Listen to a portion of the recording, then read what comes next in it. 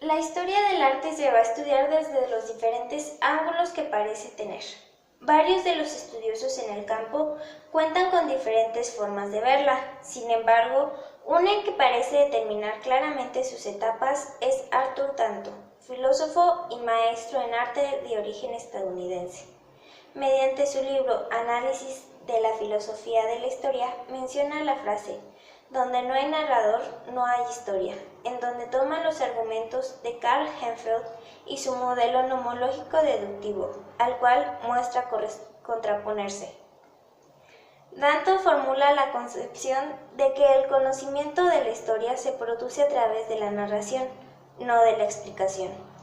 El método nomológico deductivo de Hempfeld, aplicado en la historia del arte, significaría que solo se podría constatar los hechos que históricamente y contextualmente cumplan una ley general, creando un acercamiento del estudio de las ciencias exactas con las sociales, provocando una variedad de teorías de la formación de la historia del arte.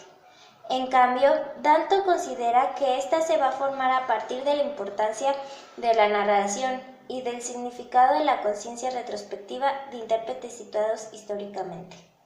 Se va a remarcar que la especificidad de la disciplina historiográfica se basa totalmente en la estructura intrínseca de la narración, puesto que es capaz de explicar acontecimientos sin necesidad de elementos externos. Danto va a crear una separación del arte visto desde su historia y otra desde su propósito. Dentro de la historia del arte se va a considerar como una sola unidad y que ésta se organiza e interpreta en unidades narrativas que permitirán la producción del significado del arte. En este aspecto, Danto separa la historia en 4 unidades narrativas según la forma de producción artística que proporciona el intérprete. En el otro aspecto, se separa la historia de Occidente por su propósito, a lo cual se determina en una clara separación en 2 etapas. Poniendo hincapié en ambos periodos, decide llamarlos el periodo Vasari y el periodo Grinberg. Ambos van a ser trascendentales intérpretes históricamente situados, como los llamaría Danto, para establecer los principios fundamentales de su época. Nació en Arezzo, en Italia, el 30 de julio de 1511. Giorgio Vasari fue pintor, arquitecto y escritor, esta faceta última por la que más fue conocido.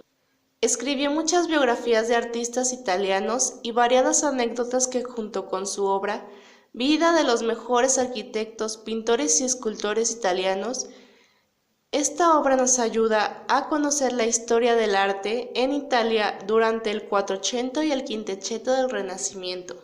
Se ha considerado el primer historiador del arte e inició el género enciclopédico de biografías artísticas. Acuñó el término Renacimiento, estando consciente del continuo renacer en las artes de su época. La primera edición de su trabajo biográfico fue publicada en 1550 y lo dedicó a Cosme I de Médicis. Comenzó su aprendizaje muy joven con el pintor de vidrieras Guglielmo da Marsiglia. A sus 16 años fue enviado a continuar sus estudios en Florencia a órdenes del cardenal Pacerini, ya ahí asistiendo al taller de Baccio Bardinelli. Conoció a Miguel Ángel, a quien admiró por el resto de su vida. Fue la mayor influencia en su pintura. En 1529 viajó a Roma, donde estudió a Rafael Sanzio y a otros pintores de la época. Trabajó para los Medici, familia de mercaderes más famosa de Italia renacentista. Alcanzó fama y logró una gran fortuna. Su obra visual fue de estilo manierista. Como artista, sus obras principales fueron el Palacio de los Uffizi en Florencia, la Villa del Papa Julio III, los frescos de la cúpula de la Catedral de Florencia, los frescos del Gran Salón del Palacio de la Cancillería en Roma y los frescos decorativos del Palazzo Vecchio en Florencia. En 1563 fundó la Academia del Disegno en Florencia, bajo la protección de Cosme I, con 33 artistas elegidos como miembros. La lista de artistas que biografió se divide en 2, siendo la primera de maestros entre los siglos XIII y XIV como Giovanni Nicola Pisano, Giotto, Pietro Lorenzetti, Simone Martini, Taddeo Gaddi, Andrea Organa, Duccio, Lorenzo Mónaco, Taddeo Bartoli, entre otros.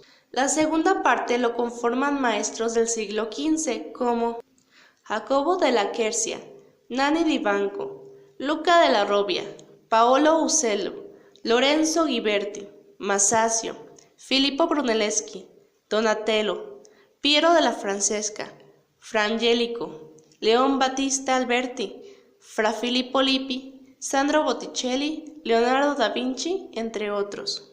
Giorgio Vasari muere en Florencia el 27 de junio de 1574.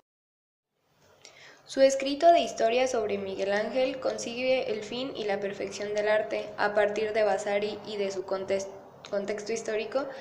Se puede decir que se construía el arte, en especial la pintura, como representacional, además de una constante búsqueda del desarrollo y mejora de la conquista de las artes visuales. Este periodo de desarrollo se extiende desde Giotto de Bondone hasta los impresionistas. Alcanza su fin cuando este fundamento asimismo lo estableció. Esto es, cuando ya no pudo sostener que el arte era esencialmente mimético, y esto sucedió con la llegada de la imagen en movimiento, demostrando que la animación puede proporcionar una concepción de la realidad aún más acertada que la pintura, y que después de ese momento la pintura tendría que tomar un nuevo propósito.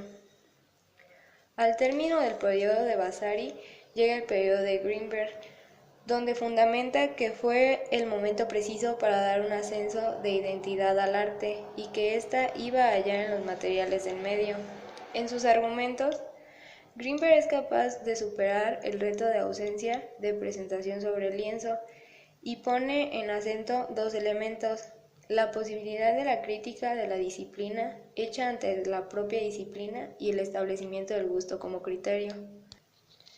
Danto define el periodo de Greenberg como la liberación de la conquista de las experiencias visuales y llega hacia la adecuación filosófica. Por consiguiente, estos condicionamientos se ven revocados con la llegada del art pop, cuando el arte mismo reconoce que la obra de arte no tiene que ser de ninguna manera especial o determinada, y es aquí donde el arte parece dejar varias décadas de producción sin algún principio fundamental, en donde el mismo arte parece no atender ni un acercamiento a la realidad ni a un seguimiento filosófico. A este austero arte carente de estética, significado, es lo que nos podría considerar el arte como el fin del arte, a lo cual Danto se niega. Solo le nombra como el periodo prehistórico del arte, en donde el arte sigue existiendo hasta que pueda definir puntualmente lo que es el arte y lo que significa.